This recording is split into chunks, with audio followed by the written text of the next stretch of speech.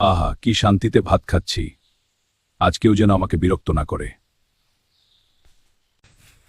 আরে হালকা, তুই এখানে খাচ্ছিস আর আমাদের গ্রামে 3 মাথাওয়ালা ভয়ঙ্কর রোবট ঢুকে গেছে। কি বলছিস তোরা? 3 মাথাওয়ালা রোবট আমাদের গ্রামে?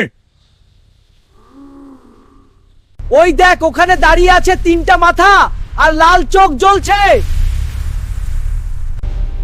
এই রোবট আজই শেষ হবে। আমি আছি তো, ভয় কিসের? না, আমার শক্তি কমে যাচ্ছে, আমি পারছি না।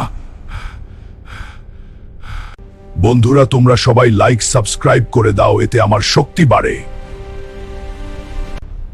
দেখ, এখন আমার শক্তি ফিরে এসেছে। এই গ্রাম আমি বাঁচাবই।